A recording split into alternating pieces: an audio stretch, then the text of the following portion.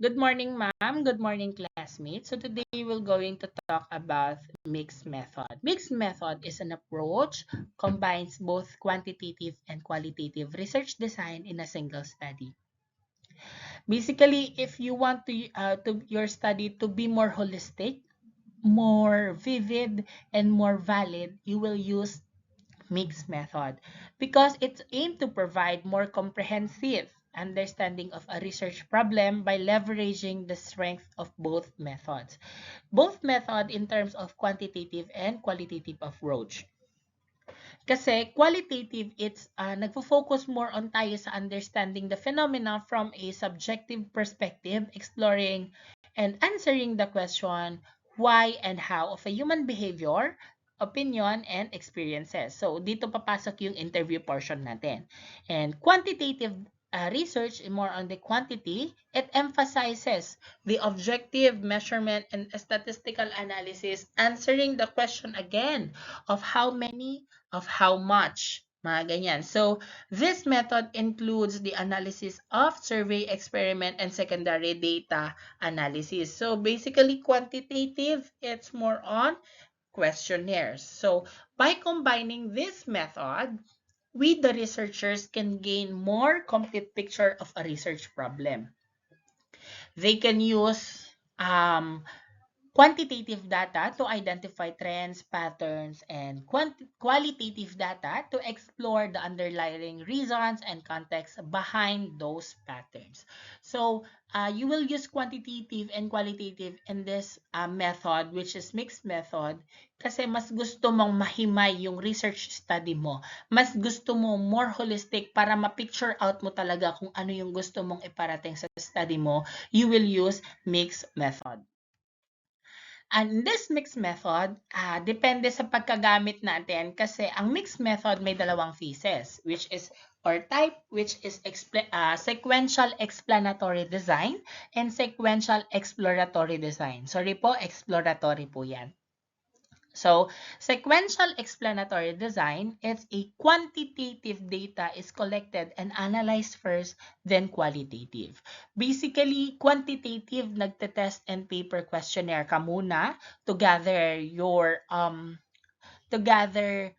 study, the answer of your study, and then followed by the interview, which is qualitative. Sa sequential exploratory design naman, baliktad, vice versa. Nag-i-interview ka muna bago mo pasagutan yung mga questionnaires na kailangan para sa iyong study. So let's have a research question here sa ating sequential explanatory design.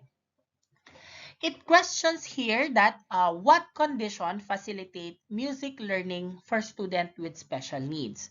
In this method, which is mixed sequential explanatory design ang ginamit na type, researchers assess the student abilities through pre and post test. So nagpasagot muna sila ng mga student nila to facilitate yung music learning through questionnaires. And then, nag-conduct sila ng semi-interview, like semi-structured interview sa ating mga student, parent, mentors, and supervisors na nakasama ng mga students natin to facilitate music learning that falls onto qualitative side. So, ginamit muna nila, nagpasagot muna sila ng test and paper questionnaire before going to interview. So, ang nakuha nila is the study found that the teaching strategies like repetition, student choice, and increased response time significantly improved music skills. Interviews provided valuable insight into the condition that contribute to this growth. So, yun nga, quantitative data is collected before going to qualitative. Next is sequential exploratory design. Sequential exploratory design, quality before quantity. So research question goes, how do developmental factors influence an adolescent mother's perception of her maternal role? In this method, this study used sequential exploratory design that begins with the qualitative. Nagpa-interview muna sila, so they use grounded theory approach that focus more on groups and individuals to interview. and to generate the hypothesis. That was followed by a quantitative method that naggawa sila ng structured scoring question to test the hypothesis. And they found out that the study found that an adolescent mother perception of her maternal role is closely linked of her psychosocial and cognitive development. So basically, wala naman po yan kahit anong phase ang gamitin natin. Yun nga lang pinapakita ni mixed method kung kahit ano yung unahin natin. The explanatory ba or the exploratory. So, regardless of these phases, depende po siya. It's how the research or the mixed method used of your research to more vivid study para mas maintindihan lang natin. So, para hindi tayo maguluhan, depende lang sa paggamit mo kung ano yung uunahin mo. It's the quantity over the quality or the quality muna bago the quantity. Next is the mixed method research allows researchers to gain more comprehensive understanding. So by combining different perspectives, researchers can gain more holistic and nuanced view of topic. So sinabi ko nga kanina, kung gusto mo talagang mahimay-himay yung study mo, kung gusto mong ma-picture out, diba, syempre, sa examen natin, the more the merrier. So pag mas more kang ginagamit na tool sa study mo, mas napipicture out mo yung answer at nakukuha mo yung answer na gusto mo. And also, address complex research question. And this mixed method can be particularly useful addressing the question that involve subjective and objective aspect of your study. So, mas makukuha mo yung masagot na tanong mo doon sa questions kasi may mga tanong na hindi nasasagot sa my question like questionnaire, test, and paper na nasasagot or nasasabi during the interview. Next is strengthen research findings.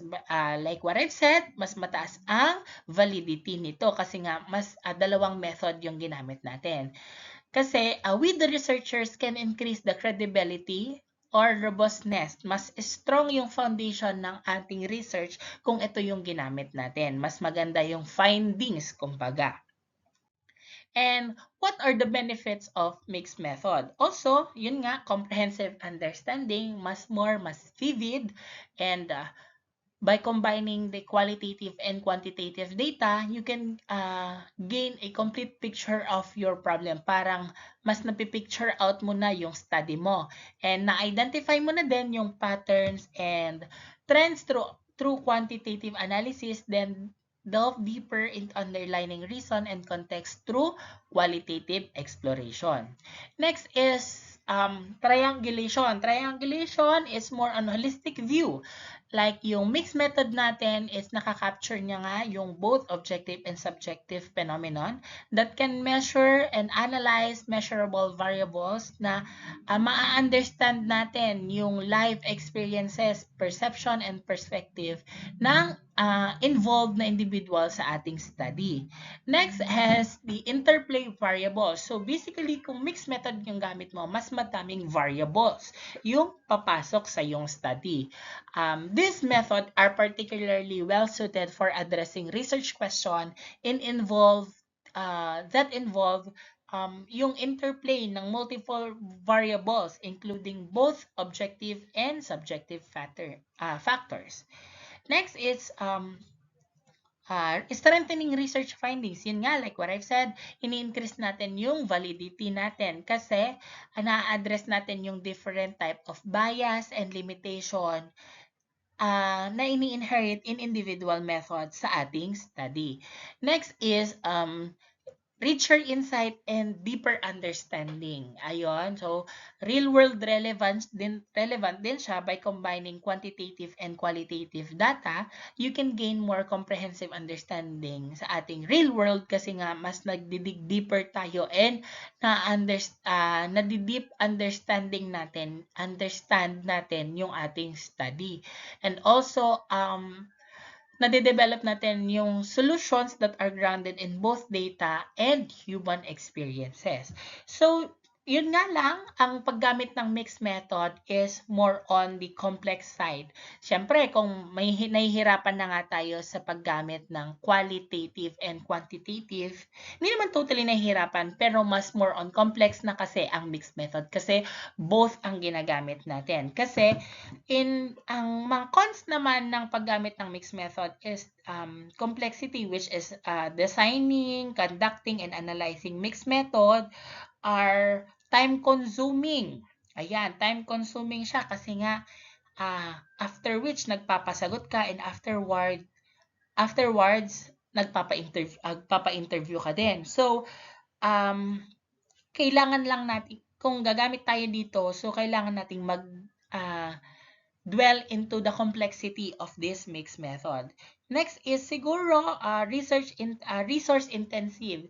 So it requires more resources, including time, fund, and also the expertise kasi kailangan mo ding kilalanin yung mga subject mo pagdating sa ating mixed method. So hindi lang siya basta-basta. So dapat it requires the expertise, experiences ng ating mga individual na yung i-interview or kasama sa yung study. And next is yung siguro skills requirement din sa mga researchers need to be proficient in both qualitative and quantitative. So paggamit ka ng mixed method, kailangan mo ding ma-master yung paggamit ng qualitative and quantitative para ma-challenge yung mga special in the own pa-challenging natin for those who specialize in only one approach. Like, for example, masasabi din natin ang cons nito is like potential bias. It emphasizes place one more method over the other, like potentially skewing the result. So, basically, kailangan rin natin siyang i-consider. And last to consider is the ethical consideration. Ethical consideration is managing ethical issues related both qualitative and quantitative data collected. Like, kunwari, yung mga confidentiality, consent. So those are the different cons that can be more complex sa ating study. Yun nga lang, pero ang kagandahan naman nito, mas vivid yung picture ng ating study and mas maganda, mas holistic, mas nakukuha mo yung sagot na gusto mo sa iyong study if we will use mixed method. Thank you so much po.